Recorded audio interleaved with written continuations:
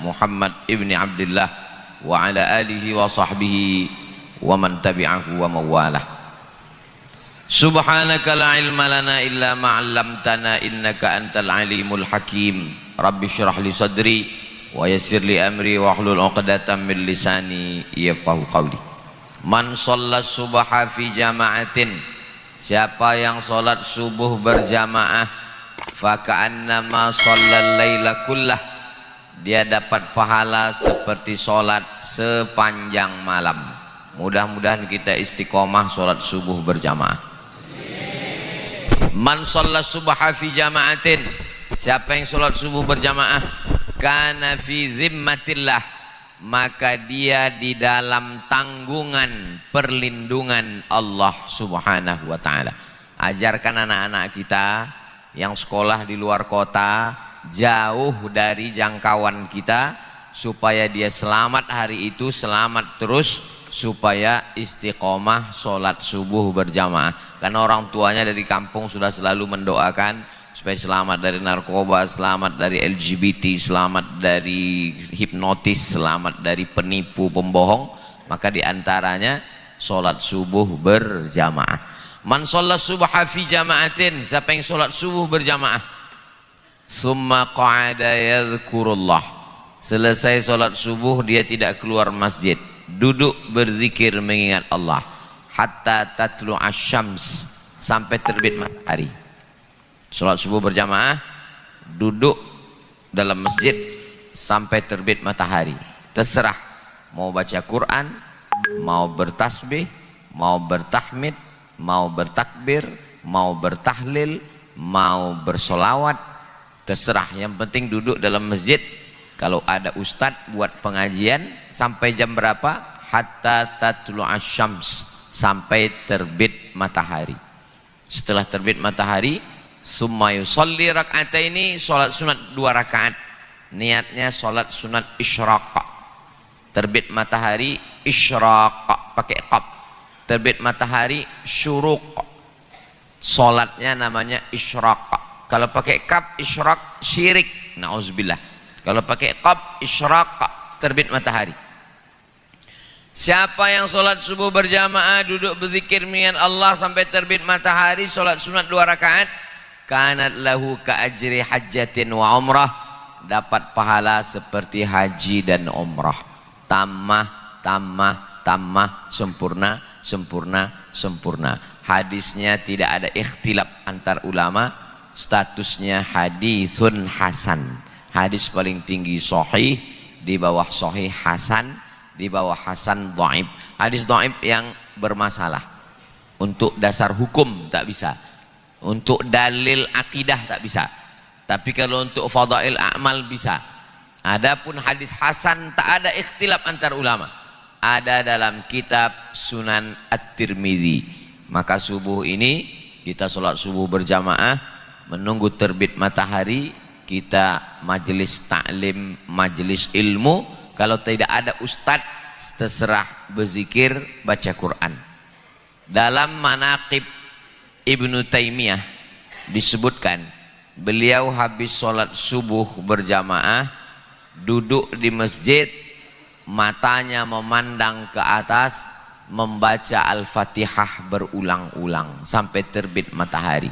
Ada saya tulis dalam buku 37 masalah populer, lengkap dengan teks Arabnya, dalam kitab Manaqib. Manaqib itu biografi beliau. Habis sholat subuh dia memandang, ditulis oleh muridnya yang mengikuti dia 24 jam. Apa amalan-amalan dia?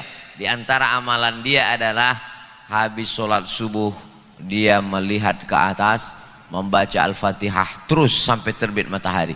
Bismillahirrahmanirrahim. Alhamdulillahirabbil alamin arrahmanirrahim maliki yaumiddin iyyaka na'budu wa iyyaka nasta'in ihdinas siratal mustaqim siratal ladzina an'amta 'alaihim ghairil maghdubi 'alaihim waladdallin. Amin. Sampai terbit matahari. Habis itu sholat sunat 2 rakaat. Mudah-mudahan kita semuanya diberikan istiqomah insyaallah. Amin ya rabbal alamin. Nah, menunggu terbit matahari itu, jam berapa terbit matahari? Tengok Google. Syuruk waktu Melawi. syuruk waktu Malawi.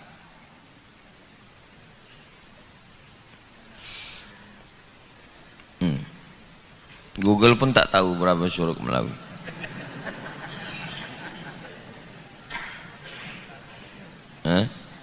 Waktu sholat Malawi itu maghribnya jam berapa maghrib di Malawi, Pak?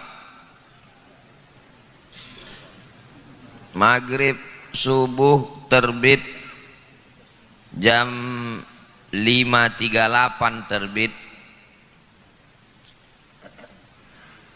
Maghrib biasanya 17.42 49 17.51 ikhtilaf nampaknya 17.51. Jadi kalau susah kita di kota kita itu tak tahu, ikut aja waktu maghrib. Jadi di beberapa tempat, tapi jurus maghrib ini tidak selamanya bisa. Di Eropa, di Amerika, di Arab tidak bisa. Untuk tempat kita di Nusantara bisa. Jadi kalau kami di Pekanbaru maghribnya 6.30, pengajiannya sampai 6.30. Agak-agak 6.30 baru sholat sunat isyraq. Jadi kalau di Melawi jam 17.41 17.51 berarti jam 5.51, bukan jam 17.51 nanti jam 5, jam 5.51 kita sudah bisa sholat sunat isyraq 2 rakaat. Sementara jam 5.51 inilah kita kaji. Yang mau kita kaji tadi kata Pak Haji Sukiman, kita menyambut bulan suci Ramadan, membahas ayat tentang puasa.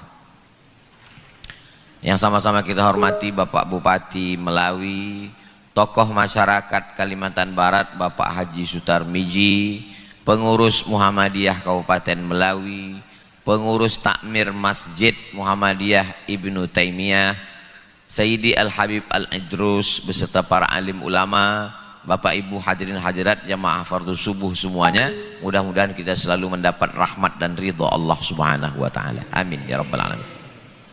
Ya ayyuhalladzina amanu. Berapa banyak model ayat yang pakai ya ayyuha?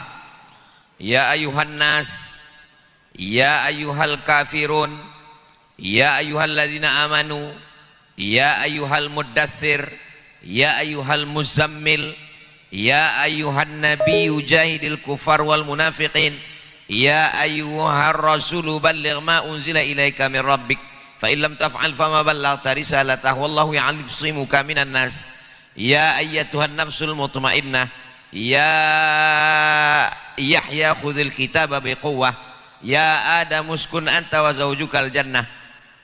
Begitulah banyaknya dalam Quran Allah memanggil. Jadi ya ayyuhatu memanggil, jawabannya labbaik. Itulah mengapa kita kalau pergi ke Makkah labbaik Allahumma labbaik, karena sebelum itu kita dipanggil. Setelah selesai Allah Ta'ala memerintahkan Nabi Adam alaihi salam membangun Ka'bah, karena Nabi Adam rindu melihat wal baitil ma'mur, bait rumah makmur ramai, baitil ma'mur rumah yang ramai dikelilingi malaikat di atas. Subhanallah walhamdulillah wa la ilaha illallah wallahu akbar. Nabi Adam turun ke bumi. Setelah turun dia ke bumi, rindu dia melihat baitul ma'mur, ingin ada di bumi ini, maka dibangunlah al baitul ma'mur di atas, persis di bawahnya Baitullah. Panjang umur sehat badan, mudah-mudahan kita bisa ke Baitullah. Maka makhluk yang di bawah pun sama macam makhluk yang di atas. Yang di atas berkeliling bertasbih, yang di bawah pun berkeliling juga belanja. Subhanallah walhamdulillah wa la ilaha illallah wallahu akbar. Subhanallah walhamdulillah wa la ilaha illallah wallahu akbar. Datang banjir bandang Nabi Nuh, hancur. tinggal pondasinya. Zaman Nabi Ibrahim, wa idh yarfa'u Ibrahimul qawa'ida minal baiti wa Ismail. Ingatlah ketika Nabi Ibrahim dan anaknya Nabi Ismail mengangkat pondasi ini naik lagi ke atas. Dibangun, kurang bahannya. Setelah dibangun 4 pojok 4 sisi, kurang bahan, maka yang bagian ini pintunya, yang bagian sini ini tak sampai ke atas, pendek aja dia, melengkung. Itulah disebut dengan hijir Ismail. Ternyata kurang bahan itu pun ada hikmahnya. Apa hikmahnya? Kurang bahan, tidak penuh ke atas, orang bisa sholat di dalam, walaupun bukan presiden, bukan menteri, bukan gubernur, bukan bupati, bukan camat, bukan pejabat, bisa sholat dalam Ka'bah. Gara-gara apa? Gara-gara kurang bahan hijir Ismail. Seandainya lengkap, yang bisa masuk ke Ka'bah kan cuman pejabat, ulama, juri musabaqah internasional, orang-orang hebat. Tapi hikmahnya, bisalah kita masuk ke dalam walaupun antri bersusah payah. Itulah yang dalam hijir Ismail. Setelah selesai dibangun Nabi Ibrahim, renovasi Nabi Ismail, kata Allah, wa adzin finnas, panggil manusia. Naiklah Nabi Ibrahim ke atas bukit namanya Jabal Abi Qubais, persis di belakang bukit Sofa. Kalau kita menghadap ke Ka'bah, naik bukit Sofa, pas di belakangnya ada bukit namanya Jabal Abi Qubais. Lalu kemudian Nabi Ibrahim pun memanggil anak cucu keturunan Adam. Ketika itulah dipanggil, ya fulan bin fulan. Ketika dipanggil itu, maka kita pun menjawab, labbaik Allahumma labbaik. Ya ayyuhalladzina amanu qu anfusakum wa ahlikum nara. Rakaat pertama dibaca tuan imam kita tadi, ya ayyuha, memanggil. Kalau dipanggil, jawabannya labbaik, aku sambut panggilanmu. Begitu juga lah dalam ayat tentang puasa, ya ayyuhalladzina amanu. Tapi yang dipanggil ini bukan semua manusia. Tidak semua manusia dipanggil. Yang dipanggil hanya khusus, ya ayyuhalladzina amanu, yang percaya saja.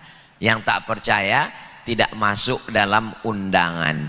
Ini undangannya limited edition. Tak semua kena undang. Makanya kalau kita tengok di bulan Ramadan itu tak semua orang puasa. Jadi kalau nampak ada tak puasa, mana tahu ibu suaminya tak puasa, berarti tak dapat undangan.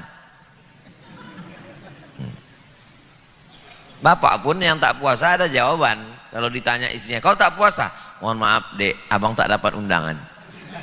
Ya ayyuhalladzina amanu, karena yang diundang itu hanya amanu. Ayat tentang puasa bukan ya ayyuhan nas. Ya ayyuhan nas, semua manusia. Enggak. Ya ayyuhalladzina amanu, yang beriman saja. Undangan pengurus rapat Muhammadiyah Kabupaten Melawi di hotel. Tiba-tiba datang saya, diperiksa sama security. Bapak siapa? Nggak kenal sama saya bilang. Saya Ustadz Abdul Somad. Mohon maaf Pak Ustadz, walaupun Ustadz Abdul Somad, Ustadz tidak boleh masuk. Kenapa? Karena Ustadz tidak masuk dalam pengurus Muhammadiyah. Makanya syarat berpuasa itu muslim. Yang tak muslim, macam mana kalau ada orang tak muslim berpuasa? Ya sekedar dapat laparnya aja. Tapi kalau untuk dapat pahala, tidak. Ada orang yang tak Islam puasa? Ada. Ustadz kok tahu? Saya jumpa sama orangnya, naik pesawat. Pas naik pesawat, duduk non muslim di samping saya. Tak berapa lama pesawat di atas, datanglah pramugari membawakan makanan. Kasihnya air, saya minum. Dikasihnya roti, saya makan. Saya tengok bapak ini tak minum, tak makan. Saya tanya, bapak kok nggak minum? Saya puasa, kata dia. Dalam hati saya, aku yang selalu ceramah tentang puasa ini. Aku pula tak makan. Tapi saya tak Islam Pak Ustadz. Nah, jadi dalam Islam undangan ini hanya bagi yang percaya saja. Yang tak percaya tak wajib dia puasa. Makanya syarat beribadah ini muslim baligh, berakal. 3 ini selalu serangkai. Muslim tak baligh, tak wajib. Jadi bagaimana dengan anak-anak kita? Proses latihan. Muru auladakum bisolah, suruh anak kamu sholat. Wahum abna'u sab'a sinin, umur 7 tahun sholat. Tapi tak wajib. Wadribuhum fil ashrah, 10 tahun pukul. Tapi pukulnya pukul mendidik, mengajar, efek jerah. Jangan sampai hilang telinganya sebelah. Wa farriquhum fil madaji, pisah tempat tidurnya. Jangan lagi bercampur tidur anak laki-laki dengan perempuan, pisah. Pisah tempat tidur apa pisah kamar Pak Ustadz? Itulah hebatnya ajaran Islam. Tak ada disebutnya pisahkanlah kamarnya. Iya kalau orang kaya yang kamarnya 5, anak 10, pisah tempat tidurnya. Tak boleh lagi disatukan dalam satu tilam, dalam satu kasur, dalam satu tempat tidur, pisah. Pendidikan yang luar biasa. Farriquhum fil madaji. Makanya dalam ajaran Islam, ya ayyuhalladzina amanu udkhulu fis silmi, masuklah ke dalam ajaran Islam kafah. Dari mulai cara sholat sampai cara tidur, sampai berekonomi syariah, sampai mencari pemilih pemimpin. Dalam kitab Al-Ahkam As-Sultaniyah ditulis oleh Imam Al-Mawardi, meninggal 450 Hijrah. Dalam hal ritual ibadah sampai berakidah ahlu sunnah wal jamaah, asyhadu an la ilaha illallah wa asyhadu anna muhammadan rasulullah. Bapak Ibu yang dimuliakan Allah subhanahu wa ta'ala, begitulah ajaran ini. Ya ayyuhalladzina amanu, iman. Iman itu apa? Iman itu payah menjelaskan iman secara etimologi, secara terminologi, secara bahasa, secara istilah. Iman itu begini. Bapak dapat info ada razia lalu lintas di Kabupaten Melawi. Dapat info, dapat SMS. Hati-hati, ini ada razia. Percaya bahwa ada razia, itu namanya beriman. Beriman kepada apa? Beriman kepada Kapolres. Percaya, walaupun belum jumpa, walaupun belum menengok, walaupun belum, hanya sekedar cerita kawan. Itu namanya beriman. Saya percaya. Setelah tahu info ada razia, maka menyiapkan helm, menyiapkan STNK BPKB, menengok surat pajak sudah bayar atau belum, melihat SIM sudah mati jangan-jangan, sampai tutup pentil ban takut kena razia. Itu namanya takwa. Jadi kalau ditanya orang apa beda iman sama takwa, ingatlah jurus razia ini. Ada info bahwa ada razia, percaya, iman namanya. Karena percaya, pakai helm, lihat SIM, STNK BPKB, bayar pajak, itu namanya takwa. Jadi kalau ada orang percaya kau di sana razia, percaya aku di sana ada razia, kenapa kau tak pakai helm? Bismillah, itu namanya nekat. Maka selalu disandingkan antara iman dengan takwa ini. Ya, khotib naik ke atas mimbar, ayat ini selalu dibaca hari Jumat. Ya ayyuhalladzina amanu ittaqullaha haqqa tuqatih. Hai orang yang percaya, bertakwalah. Itu hubungan, selalu disandingkan antara iman dan takwa. Nah, dalam ayat tentang puasa ini, kata Ustaz Somad, selalu disandingkan antara iman dan takwa. Ya, subuh tadi Imam kita rakaat pertama kan tentang iman, mana takwanya? Ya ayyuhalladzina amanu qu anfusakum wa ahlikum naro. Itulah takwanya. Jaga istrimu, jaga anakmu naro, dari api neraka. Itulah takwanya. Tentang puasa, mana takwanya? Di ujung. Ya ayyuhalladzina amanu, ujungnya la'allakum tattaqun. Pertama dipanggil Allah. Kira-kira dipanggil Allah ini senang apa tak senang? Senang. Mau dipanggil Allah. Almarhum tuh Pak Ustadz. Itu bukan almarhum yang dipanggil, itu maksudnya kembali pulang. Orang yang meninggal itu kembali pulang. Ini bukan kampung dia. Melawi ini hanya tempat jalan-jalannya. Kampung aslinya dulu surga. Makanya balik dia lagi ke surga. Dipanggil juga oleh Allah. Sama macam ya ayyuhalladzina amanu. Ya ayyatuhan nafsul mutmainnah. Wahai jiwa yang tenang. Irji'i ila rabbiki radiyatan mardiyah. Kembalilah engkau dalam keadaan jiwa yang diridhai Allah. Dan Allah pun ridha kepada engkau. Fadkhuli fi ibadi. Bergabunglah bersama hamba-hambaku. Wadkhuli jannati. Masuklah ke dalam surgaku.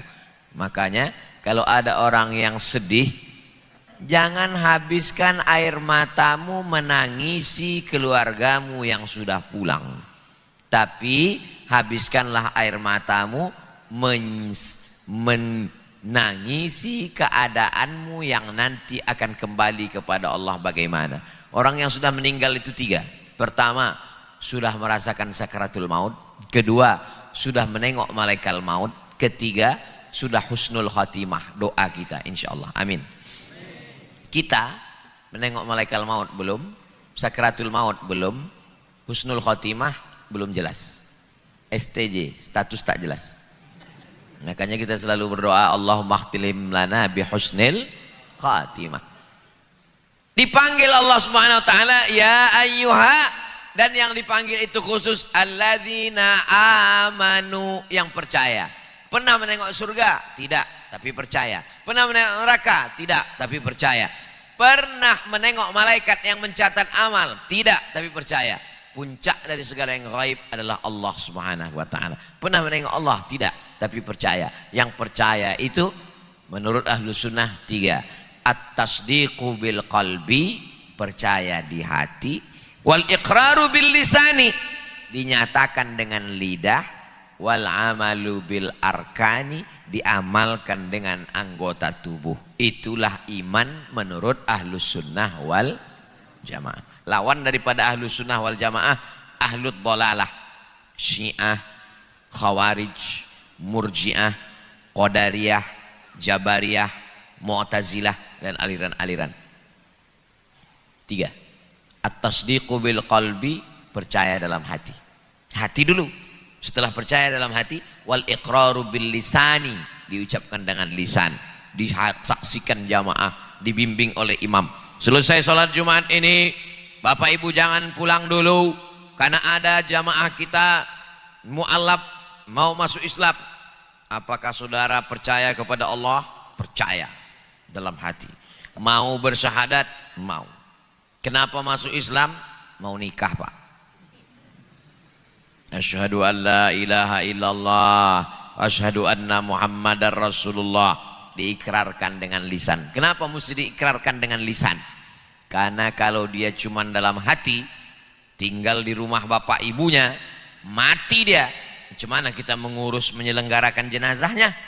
Itulah gunanya diisytiharkan Islam itu. Kalau ada kawan, sahabat, tetangga kita, mesti dinyatakan dengan lisan, asyhadu an la ilaha illallah wa asyhadu anna Muhammadar Rasulullah. Wal amalu bil arkan, mengamalkan dengan badan. Salat, zakat, puasa, haji, umroh, zikir, baca Quran, jihad, diamalkan dengan badan. Tidak bisa iman itu hanya di mulut saja. Kau percaya sama Allah? Percaya. Kalau memang percaya sama Allah, bersyahadatlah. Cukup dalam hati guys. tak bisa. Bukan ahlu sunnah wal jamaah. Ahlu sunnah wal jamaah mesti dinyatakan dengan lisan dan diamalkan dengan anggota tubuh. Ada orang cuma dua, di hati percaya, di mulut bersyahadat, tapi tak sholat. Kau kenapa tak sholat? Sholat cukup di hati aja. Yang penting hati kita bersih. Kau kan sholat zohir itu, tegak, ruku, sujud. Sholat kalian tidak ada yang sah. Itu hanya zohirnya. Sholat yang hakiki itu adalah di batin. Mana tahu nanti ada ibu yang suaminya ikut aliran model begini. Ibu tak usah mengamuk, tak usah ceramah, diam aja. Nanti kira-kira jam 8 dia minta sarapan kan. Mana sarapan dek? Bilang sarapannya kan sholat kau kan batin tadi. Nah, sarapan batin juga lah. Kita ini ada yang zohir, ada yang batin. Tegak, ruku, i'tidal, sujud, duduk antara sujud, tasyahud, salam. Itu zohir. Batinnya di dalam. Dalam lagu kebangsaan Indonesia pun ada zohir, ada batin. Bangunlah jiwanya, bangunlah badan. Jiwa itulah batin, badan ini zohir. Apa beda jiwa? Jiwa bahasa.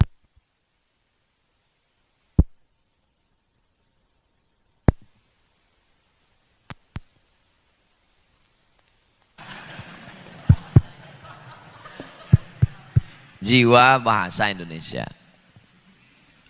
Ini zohirnya. Suara itu batinnya. Mati batinnya tadi, tak ada guna zohir nih. Waktu mati batin itu tadi, ada guna zohir nih? Tak ada. Ini saya pakai ini kan karena hidup zohir batin. Begitu cara Allah mau mudah memahamkan zohir dan batin. Matikannya mic ini baru paham. Makanya orang yang tak berzikir itu mati, kata Nabi. Mathalul ladzi yadhkurullah wal ladzi la yadhkurullah kamathalil hayy wal mayyit. Perumpamaan orang yang berzikir dengan orang tak berzikir, perumpamaan orang yang hidup dan orang yang mati. Siapa itu orang hidup? Orang hidup orang makan, orang hidup orang berjalan, orang hidup orang bergerak. Bukan. Orang hidup adalah orang yang berzikir. Ketika dia berzikir berarti dia hidup. Kalau tak berzikir berarti mati. Kita ini hidup apa mati? Hidup, karena kita masih berzikir. Sholat zikir. Oh, sholat itu zikir Pak Ustadz. Sholat itu zikir, tapi zikir bukan sholat. Ini perlu pahami. Sekarang banyak orang membolak balik. Pas ditanya, kau nggak sholat? Aku sudah berzikir, nggak perlu lagi sholat. Sholat itu zikir, tapi zikir bukan sholat. Adakah yang lebih sempurna imannya, zikirnya, khusyuknya daripada Nabi Muhammad SAW? Laqad kana lakum fi rasulillahi uswatun hasanah. Nabi tak pernah meninggalkan sholat. Ini sekarang saya tengok di internet merebak gerakan-gerakan kaji batin. Ini bukan ahlu sunnah wal jamaah. Ahlu sunnah adalah sejalan antara yang zohir dengan yang batin. At-tasdiqu bil qalbi di dalam, wal iqraru bil lisani zohir, wal amalu bil arkani seimbang antara yang zohir dan batin. Ya ayyuha, siapa dia? Alladzina amanu. 3, kutiba alaikum. Kutiba. Kau kenapa tak puasa? Aku tak puasa karena tak ada ayat yang mewajibkan puasa. Mana ayat yang mewajibkan puasa? Ini Al-Baqarah 183. Ya ayyuha allazina amanu kutiba. Kutiba itu dituliskan. Kataba yaktubu menulis, kutiba yuktabu dituliskan, bukan diwajibkan. Ini ayat tengok, dituliskan kan? Zaman dulu orang kalau tak puasa ngaku aja, aku tak puasa. Zaman sekarang tak puasa pakai dalil. Memang setan sekarang canggih-canggih. Yang nggak mau sholat pakai dalil, yang nggak mau puasa pun pakai dalil. Kok kenapa tak puasa? Aku tak puasa karena tidak ada ayat yang mewajibkan puasa. Sama orang model begini saya kasih tahu, kau kalau mau masuk neraka masuk aja lah, gak usah pakai dalil-dalil. Ini namanya berkilah berkelok. Siapa yang menyesatkan nih? Setan. Itu makanya sebelum baca Quran, a'udzubillahi minasyaitonirrajim. Kenapa sebelum baca Quran disuruh a'udzubillah? Qurannya benar, ayatnya benar, penafsirannya pesong, penafsirannya menyimpang. Kenapa? Karena memperturutkan hawa nafsu. Makna arti kutiba dituliskan, tapi menurut ulama usul fikih, kutiba artinya furidha, wujiba, diwajibkan. Kasih contoh ayat yang lain pakai kutiba. Kutiba alaikumul qisasu fil qatla.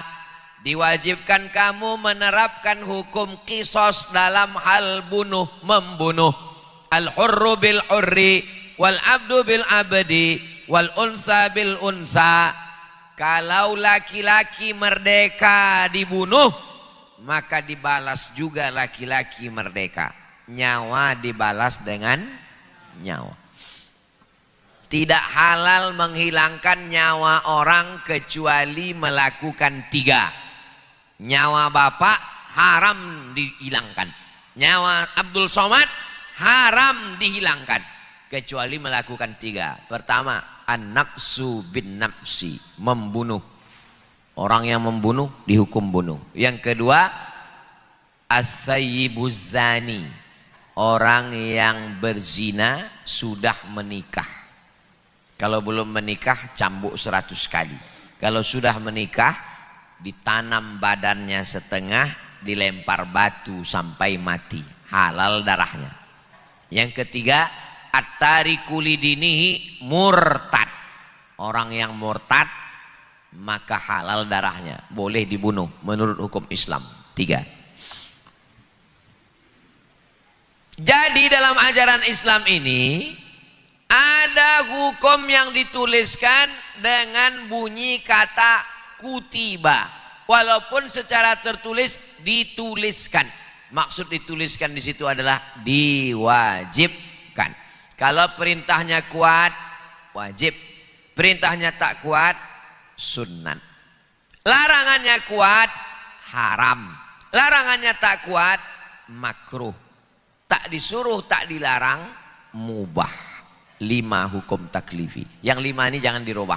Perintahnya kuat, wajib. Perintahnya tak kuat, sunnah. Larangannya kuat, haram. Larangannya tak kuat, makruh. Tak disuruh, tak dilarang, mubah. Menutup kepala, masuk mana itu? Sunnah.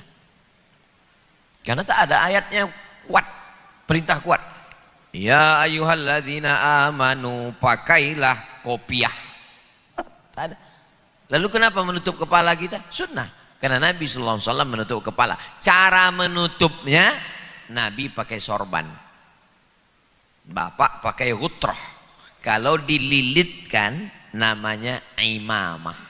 Macam Habib dililitkan, macam santri kita dililitkan, namanya imamah. Kalau tak dililitkan, ditutupkan, macam bapak namanya ghutrah. Orang Saudi Arabia itu banyak pakai ghutrah. Dililit imamah, tak dililit ghutrah. Ustaz Somad peci. Peci ini dari mana? Dari India. Orang India pakai peci, diikut sama orang kita pakai kopiah. Ada pakai topi, menutup kepala. Ada anak muda sholat tak menutup kepala, sunnah, sholatnya tetap sah. Tapi menutup aurat dari pusat ke lutut wajib. Pak Ustadz, kalau saya tutup dari pusat ke lutut pakai celana pendek, tutup pusat, tutup lutut, sahkah sholat saya? Secara fikih sah, tapi secara adab kok tak beradab. Mau bicara sah atau musafir, baju kotor, pergi mancing, kena najis, yang ada cuman kain, tutup pusat sampai lutut, sholat dia sah. Tapi kalau di rumah cuman nutup pusat sampai lutut, datang kemari pusat sampai lutut, panggil Pak polisi. Panggil Pak, agak lain sedikit nih. Sedangkan dipanggil Pak Bupati aja dia pakai jas. Masa dipanggil Allah Ta'ala? Ini bukan masalah halal haram. Ini masalah kepantasan. Masalah pantas tak pantas, layak tak layak. Misalnya subuh ini. Subuh ini datanglah saya ke masjid Ibnu Taimiyah. Pakai celana jeans, pakai baju kaos. Tak pakai peci. Datang saya ke sini. Kalau secara fikih sholatnya sah apa tak sah? Sah, pakai baju kaos, lengan pendek, tak pakai peci, pakai celana jeans. Tapi saya yakin jamaah udah mulai berbisik ke Pak Haji Sukiman. Ini Ustaz Somad yang asli itu ya. Ini bukan masalah halal haram. Ini masalah sah tak sah. Ini masalah layak tak layak, pantas tak pantas. Saya tadi malam pakai celana, subuh ini pakai sarung. Walaupun pakai celana juga di dalam. Kenapa pakai sarung? Sholat. Memang biasanya begitu. Kalau udah di masjid, sholat subuh pakai sarung, pakai jubah. Nah, ini tentang masalah hukum taklifi. Kalau perintahnya kuat wajib, perintahnya tak kuat sunnah, larangannya kuat haram, larangannya kurang kuat makruh, tak disuruh, tak dilarang mubah. Ramadan ini, puasa ini masuknya kemana? Masuknya ke perintah yang kuat, maka hukumnya wajib. Lawan daripada wajib adalah haram. Lawan dari sunat adalah makruh. Ya ayyuha alladzina amanu kutiba, wajib hukumnya. Siapa yang tak puasa? Bagaimana kalau ada orang tak puasa Pak Ustadz? Dua, bisa fasik, bisa kafir. Bagaimana membedakan dia fasik dan kafir? Tanya dulu, kau kenapa tak puasa? Saya sebetulnya mau puasa Pak Ustadz, tapi inilah Pak Ustadz, aduh nggak tahan saya, ini orang fasik. Fasik. Tapi kalau ditanya, kau kenapa tak puasa? Puasa ini tidak relevan dengan zaman. Kafir, murtad dia, keluar dari Islam. Karena berarti dia sudah tidak meyakini satu ayat. Walaupun 6.000 sekian ayat, kalau tidak percaya kepada satu ayat saja. Saya ayat sholat beriman, ayat haji percaya, tapi ayat puasa kafir. Afatu'minuna bi ba'dil kitabi wa takfuruna bi ba'd. Ini tentang ayat puasa. Kutiba alaikum, diwajibkan bagi kamu kisos, hukum kisos. Panjang umur sehat badan sampai ke Makkah, pas lalu pulang sebelum ke airport mampir ke masjid Kisos di Jeddah. Kenapa disebut masjid Kisos? Karena disitulah pelaksanaan kisos hukum pancung. Pembunuh dihukum mati, pembawa narkoba, pengedar, penjual itu dihukum kisos. Kenapa? Karena dia membunuh orang, bukan satu orang. Dengan narkoba itu dia membunuh banyak orang. Itulah kenapa pengedar, penjual, pemakai narkoba itu dihukum mati. Saya melihat dengan biji mata kepala saya sendiri. Awalnya waktu saya dari Maroko sampai ke Saudi, nomor handphone Maroko ini tak berlaku di Saudi. Cari nomor pagi-pagi naik taksi, nyari nomor di pasar Kornes Jeddah. Nampak saya mobil ambulan sama mobil polisi banyak di masjid Kisos. Wah, ini ada pemancingan ini, bonus ini. Pergi saya ke masjid Kisos nengok. Oh, betul 3 orang sekali pancung. Altarnya tinggi selutut, lebarnya lebih kurang dari tiang ke tiang sana. Oh, didudukkan. Pembawa narkoba ditangkap di airport Jeddah. Yang pertama dari Pakistan, duduknya macam duduk tasyahud, kerah bajunya diturunkan, dipancung, tengkuk, bunyinya macam batu yang dilaga, putus menggelinding kepala tuh, muncrat darah tuh macam keluar dari keran. Baru datang pemadam. Saya tengok ada pemadam kebakaran. Lama saya bilang, apalah guna pemadam nih? Bukan ada kebakaran, rupanya menyemprot darah yang memancur tadi. Bersih. Setelah bersihkan lantai, naik yang kedua. pembawa narkoba dari Nigeria, pancung lagi. Kira-kira pengedar narkoba ini layaknya di penjara atau dipancung? Wah, sadis juga orang Melawi. Dimasukkan ke penjara, makan gratis, tidur gratis, memenuhi penjara, mengedar pula dari dalam. Aman pula di dalam, cuma menangkap dia di dalam. Memang cocoknya hukuman mati. Bapak Ibu setuju tak dihukum mati? Kalau beginilah anggota dewan, jadi mati orang itu semua. Setuju semua? Keluar undang-undang. Kalau di pusat undang-undang, di kabupaten kota perda. Yang ketiga pembunuh. Yang ketiga naik ke atas pembunuh. Udah mau dipancung, udah pancung, batal tak jadi. Kenapa? Keluarganya memaafkan. Faman ufiya lahu min akhihi syai'un. Kalau dimaafkan sama keluarganya, maka batal hukuman. Hukuman yang ketiga dibatalkan karena keluarga memaafkan. Hebatnya hukum Islam. Dari hukuman tertinggi mati, tak jadi mati. Rupanya kalau udah tertulis di Lauhul Mahfuz tak mati. Tapi setengah mati, pingsan dia. Jatuh.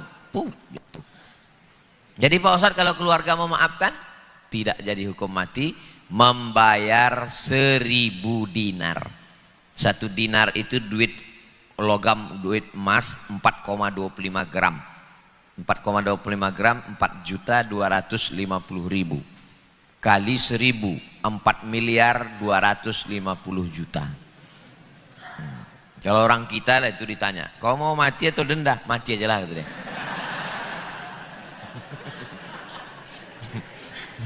Jadi kalau ada bapak ibu yang orang ngancam-ngancam, kau jangan macam-macam, ku bunuh kau nanti.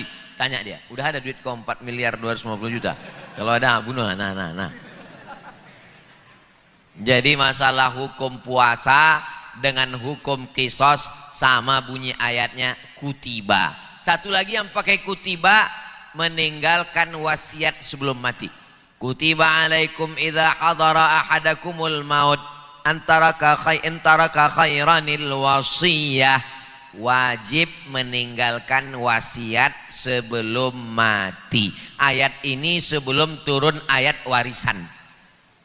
Karena dulu istri tak dapat. Sebelum turun ayat warisan, harta warisan hanya diambil anak laki-laki. Anak perempuan tak dapat, istri tak dapat, emak tak dapat. Maka sebelum mati tulis wasiat.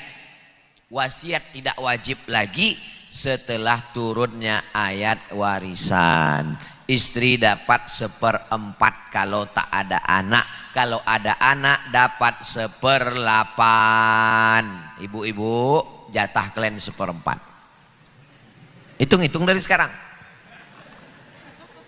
Kalau bapak ini punya duit 10 miliar, jatah kalian 1/4. Berapa itu? Alah, pura-pura tak tahu pula. 2.500.000.000. Tapi kalau ada anak, kalian jadi dapat 1/8.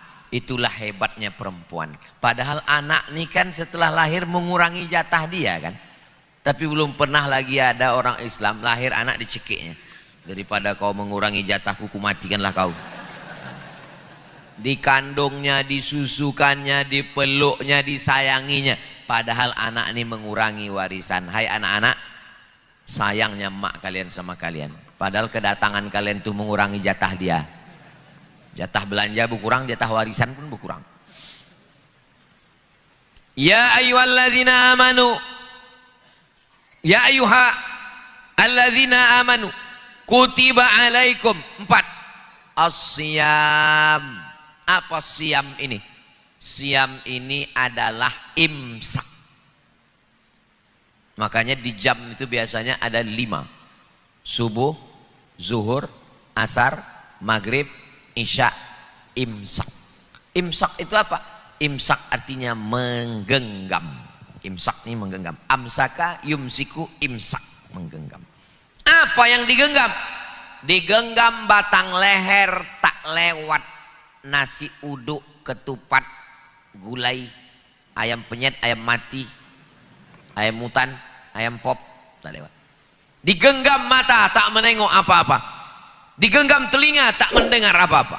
Oh, siam itu artinya menggenggam hawa nafsu, menggenggam mata tak menengok. Patutlah suami saya itu Pak Ustadz kalau puasa matanya tak terbuka dari pagi sampai maghrib.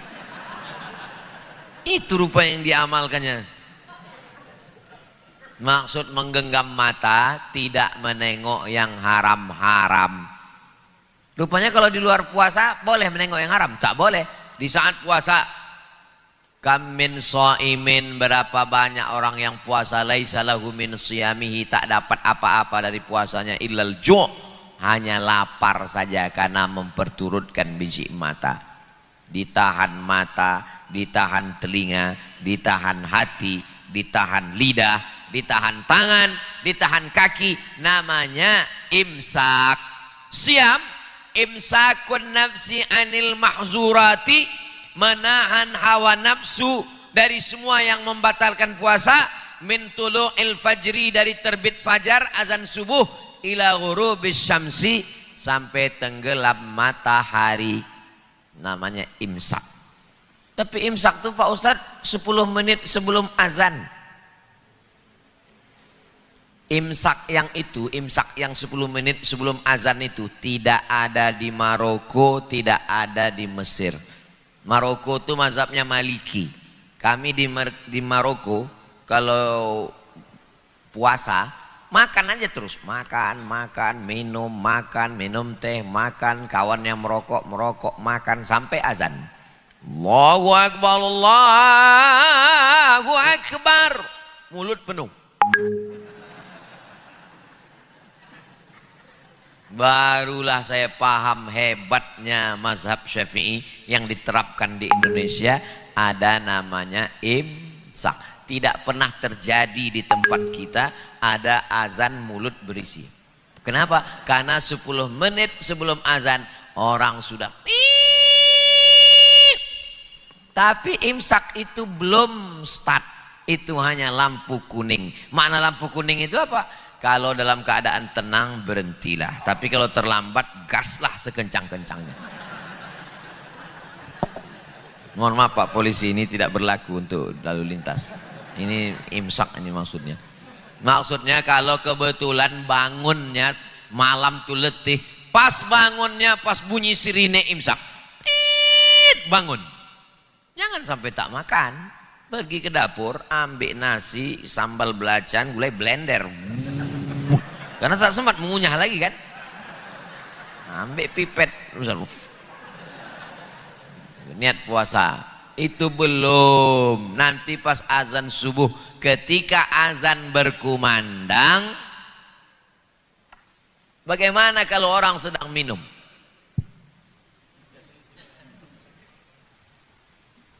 Terdengar suara azan, Allahu Akbar, Allahu Akbar, muntahkan.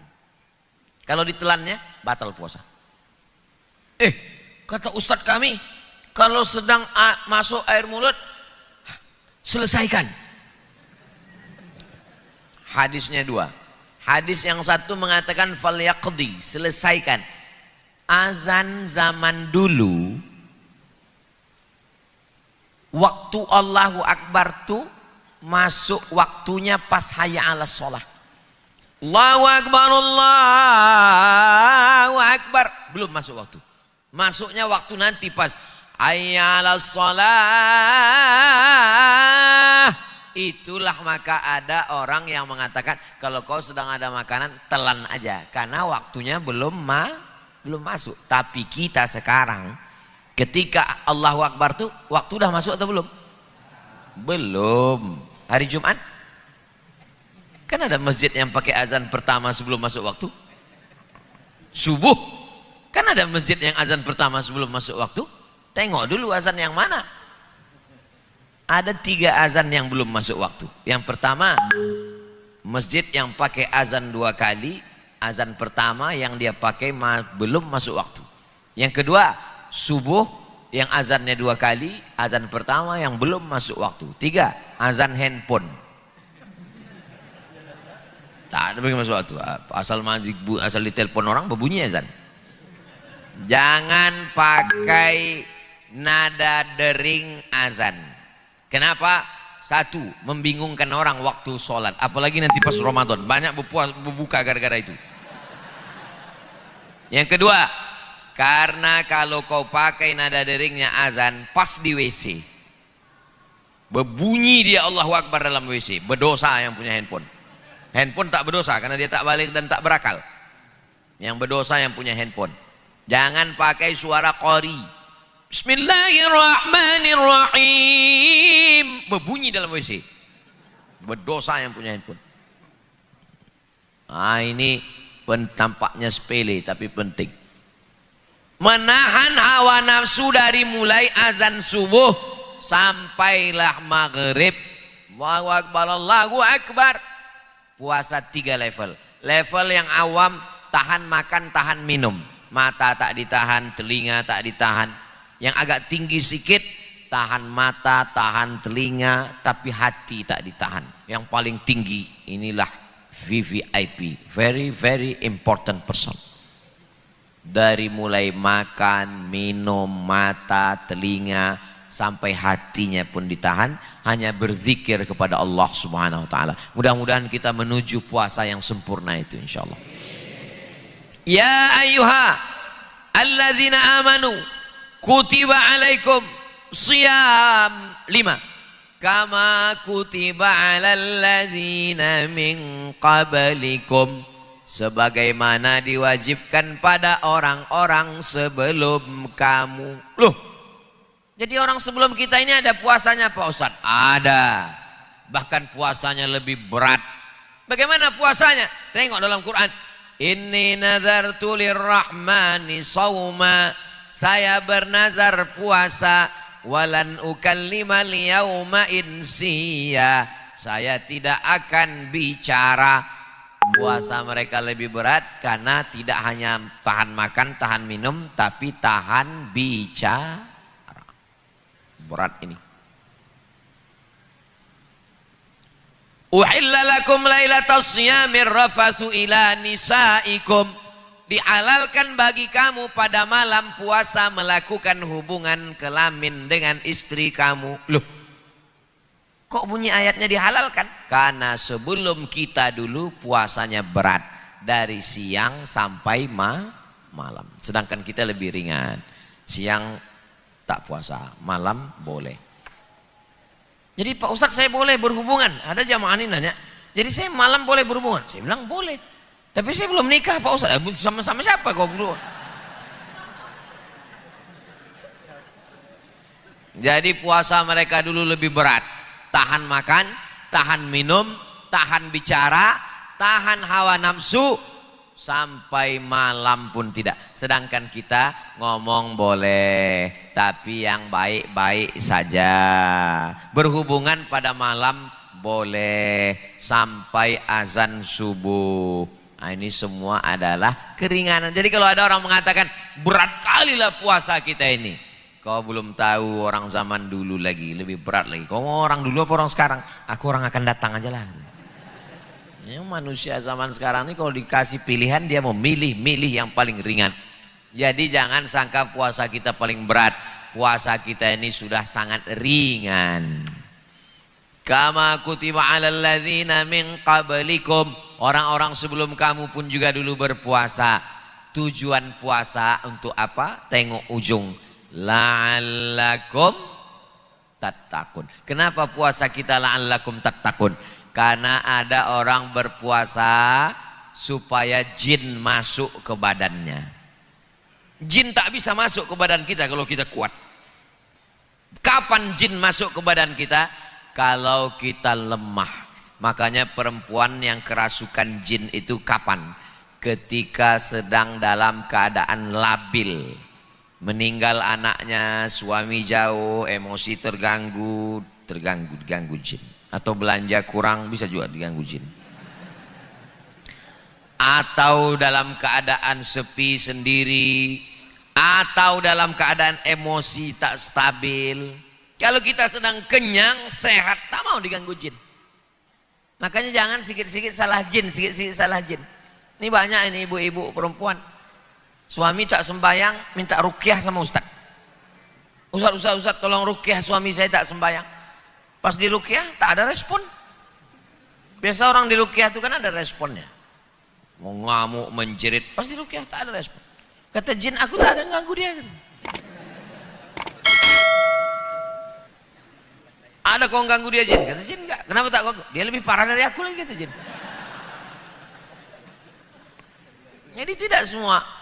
Kenapa orang sengaja tidak makan, tidak minum berhari-hari supaya kekuatan tubuh ini melemah. Ketika sudah lemah, berhalusinasi, masuk jin. Ada aliran-aliran seperti itu. Kenapa tidak makan, tidak minum? Supaya kebal. Kenapa bisa kebal? Jin itu masuk ke badan. Tak mempan kaca, tak mempan api, masuk dia ke dalam badan. Sedangkan kita berpuasa bukan untuk itu. Kita berpuasa la'allakum, supaya takut sama Allah. Saya belum connect lagi Pak Ustadz. Gimana hubungan puasa dengan takut sama Allah? Kalau sedang puasa jam 1 siang, lapar haus, masuk ke toilet Masjid Ibnu Taimiyah Melawi. Masuk ke toilet, kunci pintu, menengok air di bak tu macam cincau.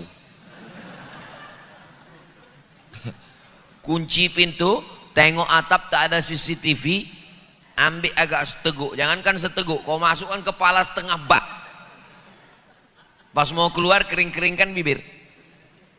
Wallah, panas sekali Melawi hari ini ya. Tak lama sesudah itu katanya. Tak ada orang tahu, tapi tidak ada orang Islam yang mau curang. Itulah makna takwa. Itulah takwa itu. Tak usah susah-susah menjelaskan takwa. Mana takwa? Mana takwa? Cobalah tengok anak-anak muda, anak-anak SMP, anak-anak muda. Ketika dia berwudu, kan ada kumur-kumur, ambil wudu, masuk airnya sekali, mengeluarkannya sampai 5 kali. Cobalah tanya anak-anak. Saya tengok tuh anak-anak muda hari Jumat, sholat Jumat pas bulan puasa. Kenapa kau mau ludah sampai 10 kali? Padahal air masuk sekali. Khawatir Pak Ustadz. Padahal airnya sudah keluar semua. Itulah namanya takwa itu. Bayangkan kalau takwa yang di Ramadan itu dibawa keluar Ramadan. Bubar KPK. Bubar Inspektorat Jenderal. Istirahat Pak Polisi, Kapolres, Kapolda, Kapoltabes. Kenapa? Karena orang baik-baik semua. Sayangnya Tuhan dipenjara di bulan Ramadan. Setelah Ramadan dia lepas. Dipenjara 5 waktu dalam masjid, didatanginya subuh datang, zuhur datang, isya datang, maghrib datang. Habis itu dia pun lupa. Padahal wa huwa ma'akum ainama kuntum. Dia bersama kamu dimanapun kamu berada. Allah yang kita sembah di bulan Ramadan, Allah itu juga yang kita sembah di bulan Sya'ban dan di bulan Syawal. Ramadan itulah yang kita bawa keluar Ramadan. La'allakum tattaqun. Berapa yang udah kita bahas? Ya ayyuha alladzina amanu kutiba alaikum as-siyam kama kutiba alal ladzina min qablikum la'allakum tattaqun. Itulah yang kita bahas subuh ini pas jam 6. Jangan kemana-mana, kita lanjutkan setelah yang satu ini. Itulah kaji kita subuh ini, 6 pelajaran dari Al-Baqarah 183. Mudah-mudahan bermanfaat. Selanjutnya kita sholat sunat isyraq masing-masing 2 rakaat. Terima kasih segala perhatian. Mohon maaf segala kesilapan dan kekhilafan. Selamat menunaikan ibadah puasa Ramadan 1445 Hijrah. Taqabbalallahu minna wa minkum shalihal a'mal. Wassalamualaikum warahmatullahi wabarakatuh.